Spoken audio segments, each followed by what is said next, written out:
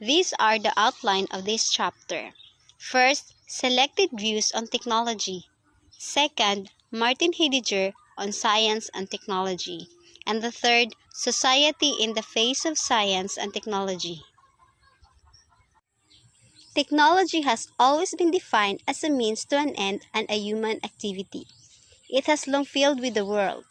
Everyday routines are marked with technological advances that reflect what a society is good at or known for.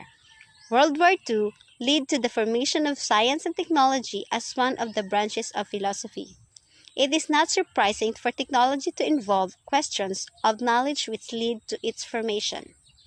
Aristotle was born 304 BC, an ancient Greek philosophy, scientist, and contributed so much to science, technology, political theory, and aesthetics.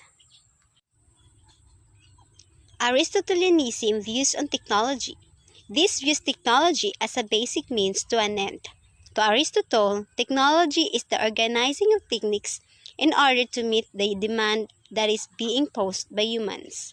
According to Aristotle, technology is an arrangement of techniques to make possible and serve the attainment of human ends. Technique as a productive cognition is capacity to make involving reasoning. Then, technological knowledge is different from both everyday and scientific knowledge. This view is extremely supported by French philosopher Jacques Ellul in 1912 to 1994. Technological pessimism holds that although technology is progressive and beneficial in many ways, it is also doubtful in many ways. It is said that technology is means to an end, but with this view, technology has become a way of life. It has introduced ways on how to make things easy. Ellul's pessimistic arguments are technological progress has a price, technological progress creates more problems, technological progress creates more damaging effects, and technological progress creates unpredictable, devastating effects. This view is strongly supported by technologists and engineers and also by ordinary people who believe that technology can alleviate all the difficulties and provide solutions for problems that may come. It holds that even though technological problems may arise, technology will still be the solution to it. The extreme version of this philosophy is technocratism, which holds technology as the supreme authority on everything. The main concern of this view is the existence of the mode of being someone or something which is governed by the norm of authenticity. This view basically investigates the meaning of existence of being is always faced with the selection must make with which the existence will commit himself to. Martin Heidegger, one of the most known supporters of this philosophy, he did not stop at defining what technology is, but to deal with its essence. To Heidegger, the real essence of technology lies in framing, the gathering of setting up, which challenges man to bring unconcealed to unconcealment. And this is a continuous revealing. The next selection will further discuss the view of Heidegger that technology is a way of revealing. Martin Heidegger is a well-known German philosopher who examined the two usual definitions of technology, which are the means to an end and a human activity. Because he believed that this kind of confusing and there are questions to it that we easily overlook. These two definitions cannot be separated from each other. He called it the instrumental and anthropological definition of technology, or simply means by which the human ends are realized. To Heidegger, this may not be a false definition, but it is misleading one since this limits our thinking. According to Heidegger, the instrumental definition of technology encourages us to view technology from different periods of time as not having fundamental differences. Heidegger also argued that technology is by no means technological and should not be seen as merely neutral. Another problem Heidegger saw in the instrumental definition of technology is that it only invites man to a continual desire to master it. It may consciously may be making technology go out of hand. For Heidegger, this correct definition of technology is insufficient as it does not bring out its real essence. Heidegger further studied Aristotle's four causes and illustrated it. A silver chalice, which he said owes its makeup for the four causes. First, the causa materialis, or the material cause. It is the material by which the silver chalice was made of silver. Second is the causa formalis, or the formal cause. It is the form of the shape that gives the silver chalice its image.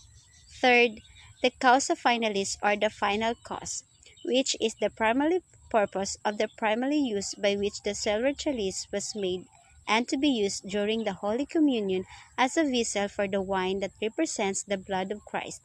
And lastly, the causa efficiens, or the efficient cause. It is the agent that has caused for the silver chalice to come about of the silversmith.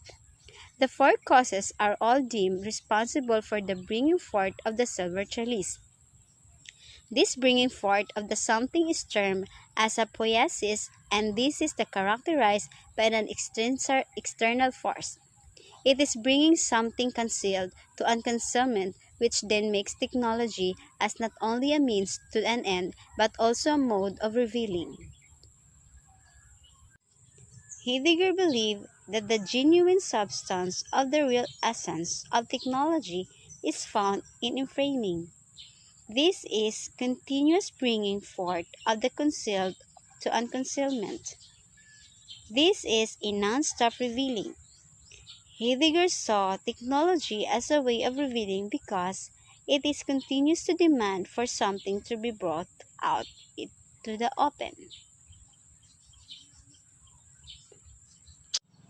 Heidegger explained that technology as a mode of revealing does not stop and continues to be seen in a modern technology, but not in the bringing forth sense. This is a non-stop revealing. Modern technology is revealed by challenging nature instead of bringing forth, is setting upon challenges or demands on nature in order to, first, is to unlock and expose. It carries the idea that nature will not reveal itself unless challenges is setting upon us. This is true with the hydroelectric plant set upon the Rhine River, which unlocked the electricity concealed in it. Second is to stockpiles for future use. As a technology is a means to an end, it aims to meet future demands. The electricity produced by the hydroelectric plant set upon the Rhine River is being stored for future use in the community. Inframing is basically putting in order whatever is presented to the man who set upon the unconcealed. In other words, inframing is how a man looks at any matter and seeing how it can be answered to a need or want. But it is a two-way relationship. Man cannot set himself upon concealment without unconcealment's call, and other unconcealed will not go into unconcealment without the man responding to its call. This makes modern technology not a mere human doing. Heidegger then argues that the essence of technology lies in inframing. The mode of revealing does not stop in modern technology. It continually calls man to respond to what is presented to him or to the demand for a better and efficient means to an end. With this comes to continuous challenging forth and unconcealed to be unconcealed even more. Here lies the danger that Heidegger talked about. Revealing open up a relationship between a man and the world, but an opening up of something means a closing down of something, which means as something is revealed, another is concealed. Social media has also affected the life of many. Face-to-face social interaction are being lessened and people keep working hard to update their gadgets. There seems to be no containment as every time a new product is released, man finds another need that can only be answered by a new product. These new products also tend to replace a man's in society as the demand for manual labor is becoming less and less because of availability of machineries.